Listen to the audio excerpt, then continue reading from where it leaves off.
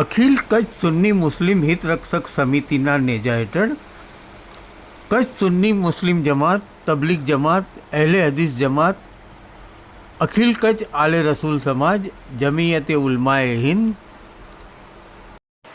આગેવાનોએ કચ્છ કલેક્ટરને આવેદનપત્ર આપ્યું હતું. મહારાષ્ટ્રમાં જે રામગીરી નામના કહેવાતા મહારાજે આલે રસૂલની શાનમાં જે ગુસ્તાખી કરી હતી એના વિરોધમાં આ આવેદનપત્ર અપાયું છે અને તાત્કાલિક એની ધરપકડ રામગીરીને થાય એવી માંગણી કરી છે. કચ્છના મુસ્લિમ સમાજના લગભગ તમામ મૌલાનાઓએ, આગેવાનોએ મળીને નક્કી કર્યું હતું કે આવેદનપત્ર આપવા ફક્ત મૌલવીઓ અને આગેવાનો જ જશે, નહીં તો કચ્છનો મુસ્લિમ સમાજ એ છે કે એક હાકલમાં 2 થી 3 લાખ મુસ્લિમો આવેદનપત્ર આપવા રેલી સ્વરૂપે આવી જાય. પણ આ પ્રોગ્રામમાં ખાલી આગેવાનો અને મૌલાનાઓ જ હાજર રહ્યા હતા. અખિલ કચ્છ સુન્ની મુસ્લિમ હિત રક્ષક સમિતિના પ્રમુખ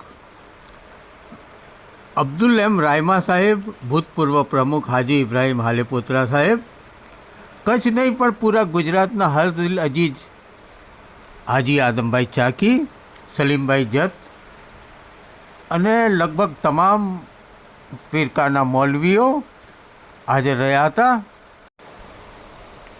આવેદનપત્ર આપ્યા પછી નક્કી થયું છે કે આના પછી કચ્છના તાલુકે FIR કરાવવામાં આવશે રામગીરીના વિરુદ્ધમાં. રામગીરીની તાત્કાલિક ધરપકડ કરો એ માંગણી સાથે કચ્છ કલેક્ટરને આવેદનપત્ર આપવાના આ પ્રોગ્રામમાં કચ્છ મુસ્લિમ સમાજની તમામ જાતિઓના આગેવાનો હાજર રહ્યા હતા.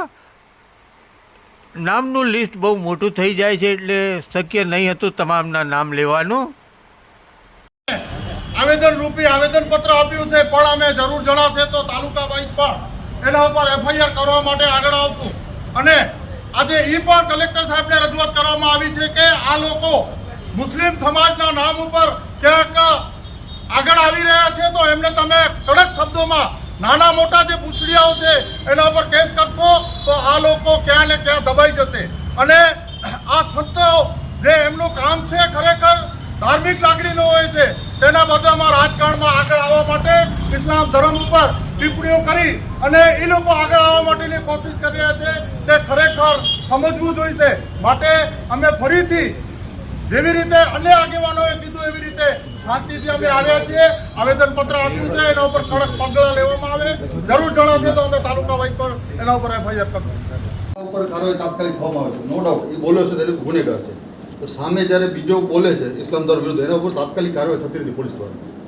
અમારી રિક્વાયરી એ છે સાહેબ આપ દ્વારા એ કડક કરવામાં આવે, કેમ કે રાષ્ટ્રનો કાયદો લગાવો. કેમ કે કોઈ પણ છે, કોઈ પણ ધર્મના વિરુદ્ધ કોઈ બોલતો છે એના ઉપર રાષ્ટ્રનો કાયદો લાવવો જોઈએ. કેમ કે પોલીસ દ્વારા અમને દેખાય છે કે આમાં અમને દેખાય છે કે ગુનેગાર જે છે હમણાં 2-3 બનાવ છે એમાં ફરિયાદ કરવામાં 10 દિવસ ફરિયાદ કરવામાં લેતા હોય તો ફરિયાદ પર કલમ એવી લગાડે છે જે કલમમાં લાગુ નથી પડતી. એમાં એ પ્રમાણે કલમ લગાડે છે. અમારી રિક્વેસ્ટ ખાસ છે કે પોલીસને કહીને જે બોલે છે સમાજ વિરુદ્ધમાં એ લોકો કડક કાર્યવાહી થાય તાત્કાલિક. અમારા એક જ બનાવ છે.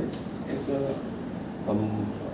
આપણે કોડકીનો એક રબારી બારે છે, એના ઉપર એક અમે ફરિયાદ કરવા ગયા તો અમને 10 દિવસ આજે છે ને કાલે છે વિડીયો આપણને એવું થઈ ગયું છે.